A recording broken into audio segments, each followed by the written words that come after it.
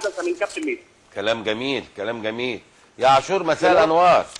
مساء الانوار يا كابتن مدحت، ازي حضرتك عامل ايه؟ ازيك يا عاشور؟ تمام الحمد لله. قول لنا ايه اللي حصل يا عاشور؟ كابتن في اخر دقيقتين يا كابتن، انا من حق اي لعيب يا كابتن اللي هو يضيع وقت يا كابتن بطريقه شرعيه يا كابتن. نعم. الكوره جت يا كابتن والكلام دوت، فدوما دخل فيها كامل فوقع وقعنا يا كابتن.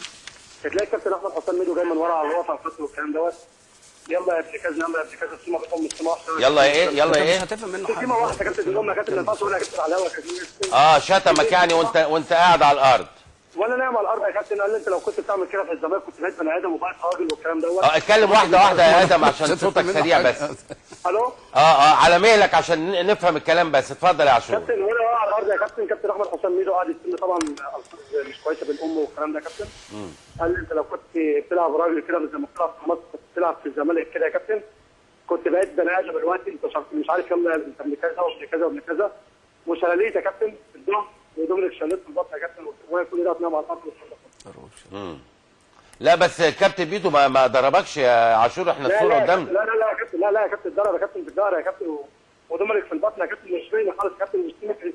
بص يا كابتن كل يا كابتن الصحفيين لو فيها الخط يا كابتن بالظباط وكله يا كابتن سمع وشتام يا كابتن. يعني شتام بالام يا كابتن والكلام ده يا كابتن. طب هو مش طالع اعتذر لكم في الاتوبيس يا عاشور؟ لا يا كابتن، جالي يا كابتن ندانا من الاتوبيس يا كابتن والكلام ده واعتذر له والكلام ده، وانا قابل اعتذار الكابتن ميدو، وكابتن ميدو كابتني وعلى دماغه والكلام ده كله، وما فيش اي حاجه، هي شدت نص وخلاص يا كابتن. فانا مقبل يعني انا قابل اعتذار وكده، مش مشكله يا كابتن. خلاص وانت رضيت بالاعتذار؟ لا انا راضي يا كابتن، مش هو كابتن يا كابتن. انت فضحته وبعد كده رضيت بالاعتذار. ما تسيحش في حته ثانيه. مكنه كده يا عاشور، مكنه يا كابتن، النبي ما تعمل مكالمه في حته ثانيه يا عاشور، كفايه كده. هي بس كلها عرفت دلوقتي يا كابتن. ما هو مصر خلاص كلها يا عرفت. عاشور ده انت المكنه بتاعتك كانت سريعه قوي النهارده يا عاشور. يا كابتن بيقول لك المكنه كانت سريعه. الكلام كانت سريعه قوي النهارده.